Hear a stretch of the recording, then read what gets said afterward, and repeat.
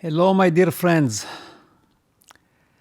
I took a longer than usual break, relatively speaking, because at the beginning, a year ago, I used to make a video every 2-3 months. So now when I pause for 2 weeks or 3 weeks, it looks a very long time, at least to me. All right. This is kind of a unique video in some ways, and you will see why. Not very long, but I'll tell you another secret. Or two. So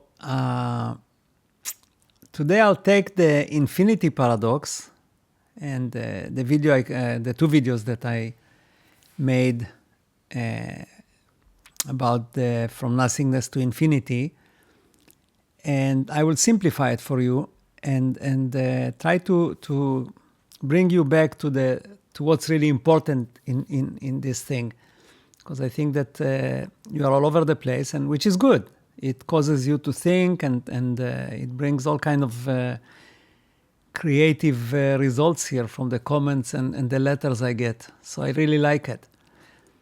And I'll give you a heads up on what's coming next as far as videos, and also what's up with me personally, because I know that I get lots of well-wishing, and you are real friends. You are worried, so I'll tell you all.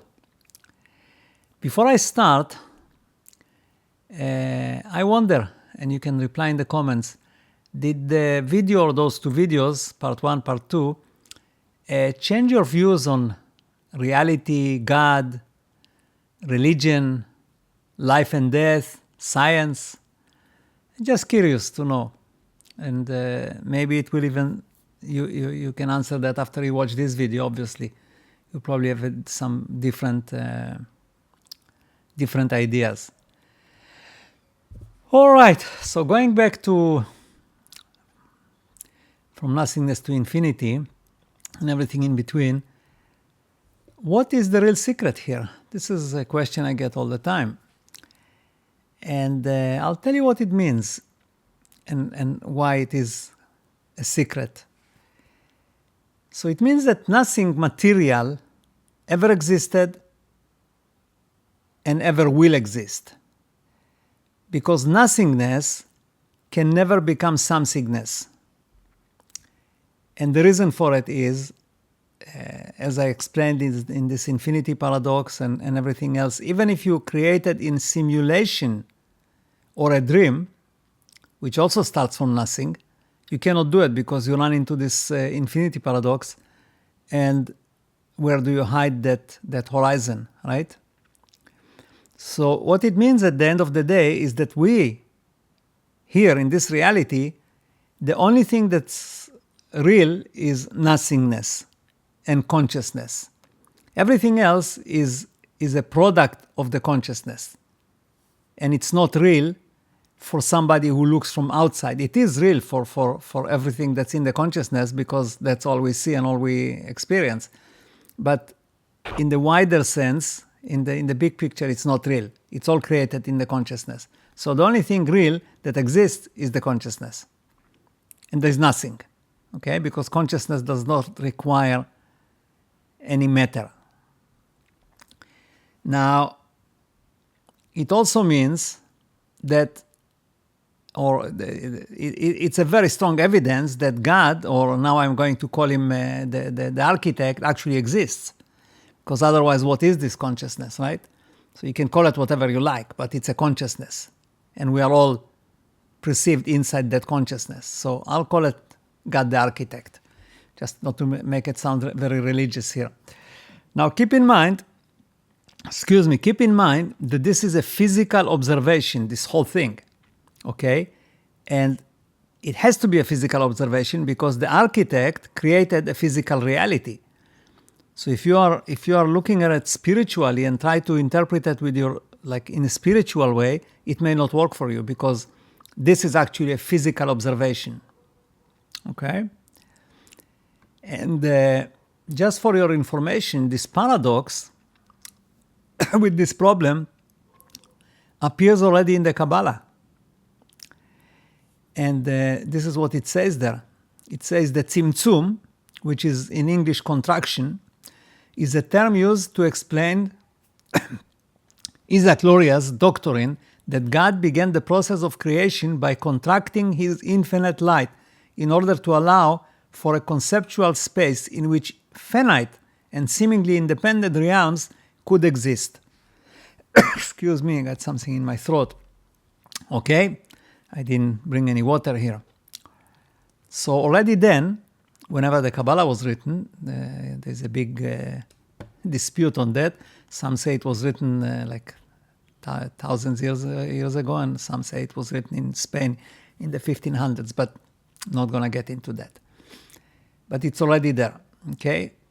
And as I said before, it means that there are two components in this reality, right?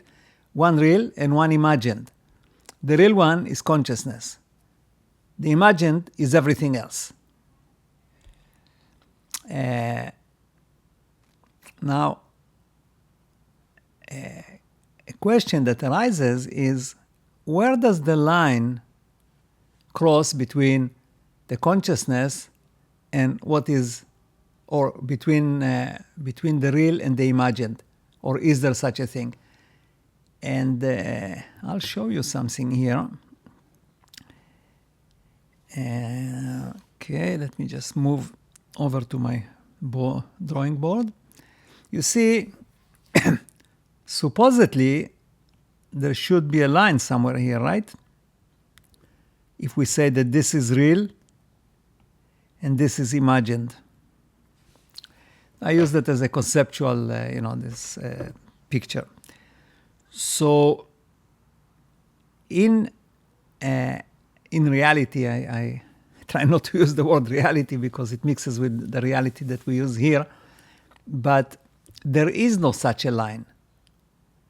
Because as you remember, in the highest or the biggest picture, all is one, okay? It's only separated by the consciousness as part of this simulation, or call it whatever. But everything is one.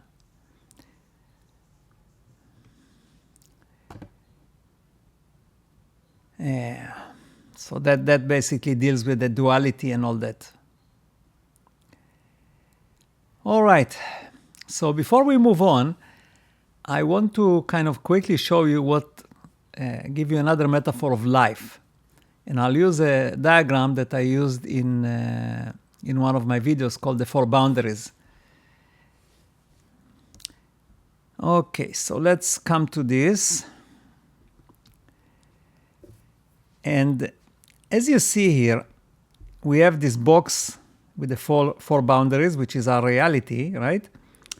And consciousness is actually out of it, is outside. And what happens, consciousness enters into this reality here at our birth. That's why we don't really know where we come from. We just wake up one day and we realize we are inside, because that process here is very mysterious. But to us, it looks like, okay, get pregnant and all that. But this is just a cover-up to being able to enter the consciousness in here so it can now experience the avatar, right? And at some point, it just exits from here. And again, we think that it's gone and it's the end and so on and so on. But it's not. All it does is just disconnects the consciousness from here, and the consciousness is always there. It doesn't go anywhere. It doesn't come and it doesn't go. Okay? So, just kind of wanted to revisit this because it's connected to the fact that there is nothing, the nothingness, right?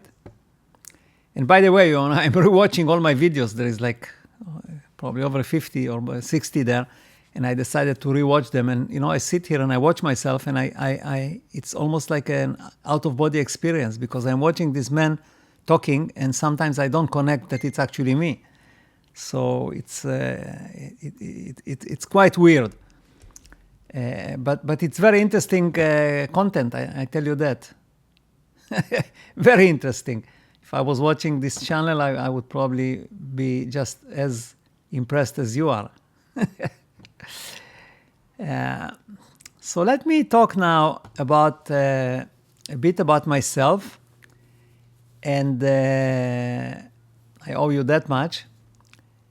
And I also want to give you a heads up, like I said, about what's coming, what I'm going to do in the next few videos. And the thing is that, I told you that we are going into a new reality, which is like in the Matrix, when at the last part of it, they show this sunshine and everything is back to like in peaceful. So we are going into this kind of a reality. But before we can get there and switch our reality, we still have to go through a process that I call balancing. And I think that I am the one that has to disseminate this news. So, I I feel like Jonah. I don't know if you remember Jonah. He was a prophet, the book of Jonah, right? And he was a prophet. And God wanted him to go and talk to this city of Nineveh, but he refused. He didn't want to do it. And then he tried to run away on a boat, and God made them created a huge storm, and they had to throw him overboard to save themselves. Actually asked them to do it. And then this whale swallowed him and spat him out. And so I feel a little bit the same way. So now let me show you what I'm talking about right here. What we see here, and this is really the timeline of the timeless God, is we see God, I'm supposed to say the architect, okay, starts this dream, this reality right here, okay, and then he stays on top. He manages the whole thing, and he prepares the whole thing to the point, which is here, that he will actually go underground, will become one of us and experience this reality, and we will be on top. So when we go through here, he introduces all the rules, and he sets up, all the limitations, and basically refines this whole dream, this whole reality, in such a way that we can actually manage it without destroying it, and at the same time stay creative, not just go there and have drugs and sex and create no experiences. So the second stage, the roles switch, as you can see here, right? God goes down here, becomes one of us. Who is it? We don't know. We'll find out. And we go up here, humans, and we manage this whole period, which is few thousand years. And right now we are here, which is very close to the exit point from this reality, which is this one here. Now, as I said here, in this exit point is basically what the Hebrews call Messiah. The Mayan calendar ends, other calendars end, and it's actually the most important thing for us is the end of the era where the architect was using conflict as a catalyst to make us move and create experiences and so on. Okay? But before we can exit this reality, before we get to this point, there's one more thing that needs to be dealt with. And this is the promises that the architect made during this time. And those promises have to be fulfilled because that's a rebalancing act. It's just like in reality transurfing where it's talking about balancing forces. Same thing here. This will have to be rebalanced. And I will talk about that quite a bit in the next few videos when I become the the prophet. But remember, I told you once that nobody can predict anything, including the prophets. So whatever we say, it actually we make it happen, if we make it happen. Okay? So the last thing I want to talk about is what's up with me. I know many people are sending me greetings, and I can see that I have real friends here. People are really worried about me. So I'll tell you what's going on.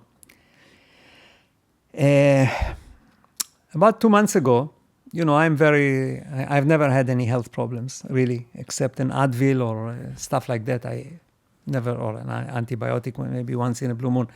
I never dealt with any issues, but about 2.5 months ago, I woke up in the morning early, and my heart started going really funny, like fast, slow, totally irregular, and sometimes extremely fast.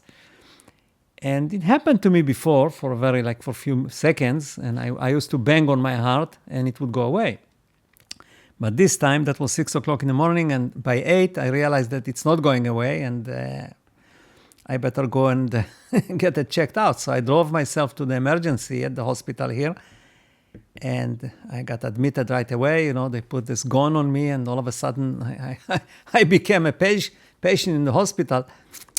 And to make a long story short, the thing stopped. They made me blow into something, and it stopped. My heart went back to normal, and I went back home. But the hospital, following up, sent me for some tests, one of which was an ultrasound cardiogram or diagram where they can see the whole function of the heart.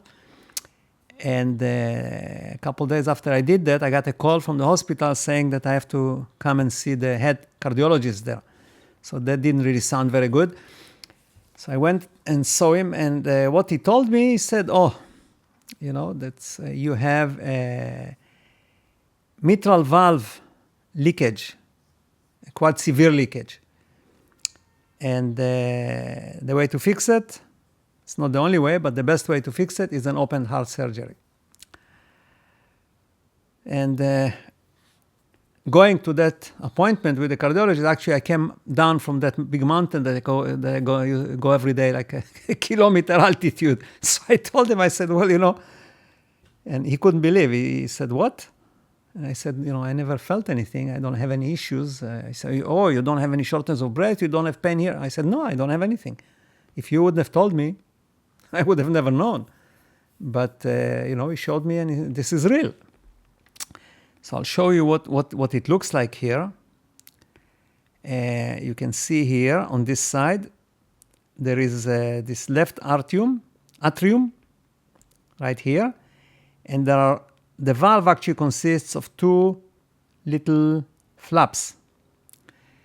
And they open up when the blood comes down, and then when the blood pumps out this way, they supposed to close, but they don't, okay? And the blood keeps coming back into this left atrium, and apparently it's already a little bit enlarged, so I need to deal with it. So basically the architect came down and said, listen, now you walk the talk. You tell people all the time, make sharp turns and do this and do that, and your mind can fix everything. So here we are. We'll see. We'll see what happens. But, I didn't really change. I'm still the same, except of the knowledge. Like physically, nothing changed about me. So now that you know already these two secrets, here is a third one. I inserted the link here in the comments to a metaphoric prophetic story that I wrote. It's called The King and the Nations. And if you read it, then you will see what is coming in the next few videos and what the whole thing, where the whole thing is going. And this, by the way, part of the book.